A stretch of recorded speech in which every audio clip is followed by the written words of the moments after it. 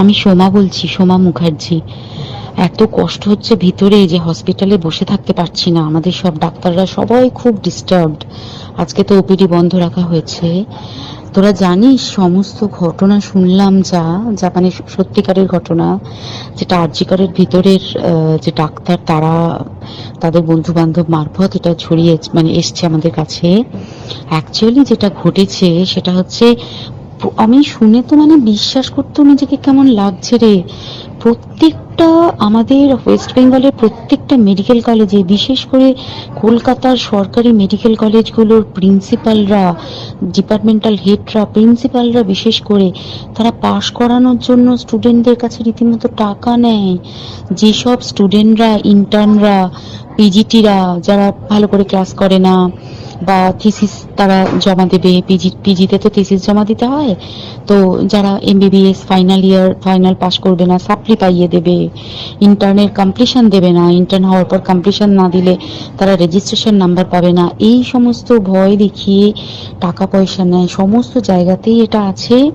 এর মধ্যে সব থেকে নিকৃষ্টের থেকেও নিকৃষ্টতম হচ্ছে সন্দীপ ঘোষ, প্রিন্সিপাল, যে তোর আমাদের কি বলে আরজিকর মেডিকেল কলেজে।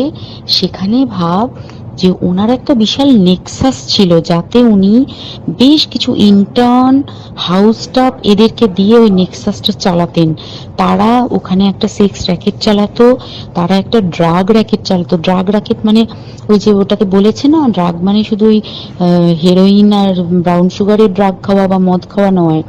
ড্রাগ মানে হচ্ছে যে কম দামি, কম টাকায় যে ওষুধ পাওয়া যায়, যে ওষুধ না জল ভগবান জানে, সেই ওষুধের মানে কোটি কোটি টাকায় যে টেন্ডার বেরোতো, সেই ওষুধ নিয়ে ওষুধ কোম্পানিগুলোর কাছ থেকে কোটি কোটি টাকা, সেই সমস্ত টাকার একটা বড় অংশ যেত পার্টি ফান্ডে। বুঝতেই পারছিস তাহলে, সেই জন্য পার্টির একদমই কাছের উনি, পার্টির মানে একদম খোদ মানে ওপর লেভেলের একদম আসল জায়গাকার কাছে।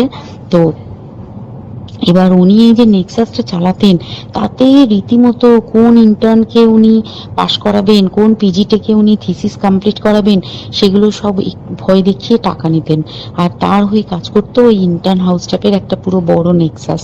এবার এই মেয়েটির যে পিজিটি, মেয়েটি অত্যন্ত ভালো, সে তার থিসিসটা কমপ্লিট করাবে না বলে হুমকি দিচ্ছিল। সে এটা জানতে পেরে গিয়ে বলেছিল যে আমি এরকম কোনোভাবেই মেনে নেব না, আমি এর বিরুদ্ধে আমি যাব এবং আমি এর বিরুদ্ধে সব ফাঁস করে দেবো। তখন তাকে রীতিমতো ধমক দেওয়া হচ্ছিল। এটা চলছিল লাস্ট 6 মান্থস ধরে, 6 মাস ধরে তাকে হুমকি দেওয়া, তার প্রতি মানে বেশি বেশি প্রথমের দিকে কি করছিল, অত্যাচার করছিল। মানে কিরকম, বেশি বেশি করে নাইট ডিউটি দিচ্ছে, অ্যাটেস্টেজ 36 আওয়ার্স ডিউটি, বেশি বেশি করে নাইট, বেশি বেশি করে খাটানো, এবং এগুলো সব জানে ডিপার্টমেন্টাল হেড, চেস্টের যে ডিপার্টমেন্টাল হেড সেও জানে, সিনিয়র পিজিটিরা সবাই জানে। প্রিন্সিপালের নির্দেশেই হচ্ছে এবং ওনার নেক্সাসের ছেলেমেয়েরাই কাজ করছে। তারা 6 মাস ধরে এটা করেছে। করার পরেও যখন ওকে আটকাতে পারেনি, তখন কি করেছে, ওই দিনকে ওরা ঠিক করেছে, যে দিনটাতে এই ঘটনাটা ঘটেছে সেদিন কতখানি প্ল্যান্ড এবং গট আপ গেম দেখ। সেই দিন ওই ঘরে, ওই সেমিনার রুমে প্রত্যেক দিনই 4 তলার আরো অনেকেই যারা সিনিয়র পিজিটি বা জুনিয়র পিজিটি, তারা কিন্তু বিশ্রাম নিতে যেত, অনেকেই ওই ঘরে যেত।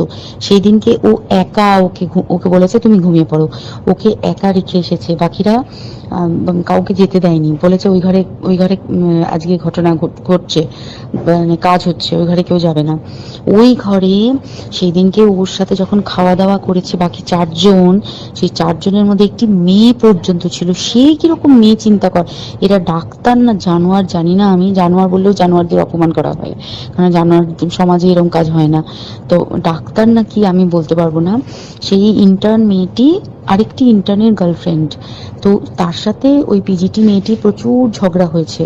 ঝগড়া হওয়ার পরে তারা তো হুমকি টুমকি দিয়ে চলে গেছে, দিয়ে তারা বলেছে তুমি ঘুমো। এবার ও তো জানে না, ভালো মনে শুতে এসেছে। তারপরে তারা গিয়ে মদটদ খেয়েছে, 7-8 জন মিলে চড়াও হয়েছে।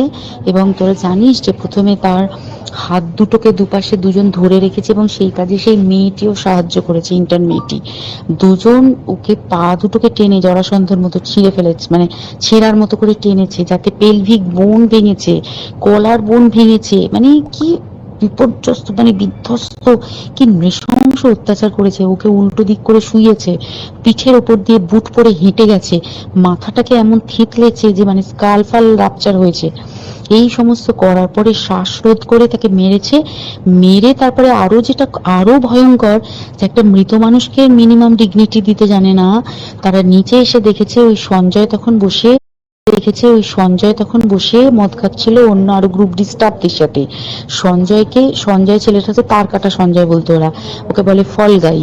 মানে ওর একটু ওইসব আলুর দোষ আছে, ও যত্রতত্র যখন তখন প্রস্টিটিউট এলাকায় যায়। এবার দেখেছে যে একে দিয়ে যদি একটা রেপ করিয়ে দিতে পারি তাহলে ঘটনার মোড়টা অন্যদিকে ঘুরে যাবে। এইবার ওকে বলেছে, যা সেমিনার রুমে তোর জন্য রেখে এসছি, যা তুই এবার গিয়ে কাজ করে দিয়ে আয়। ও এসে ওই ডেড বডি খেয়ে রেপ করেছে, যাতে তার ভ্যাজাইনাতে সিমেন্ট পাওয়া যায়।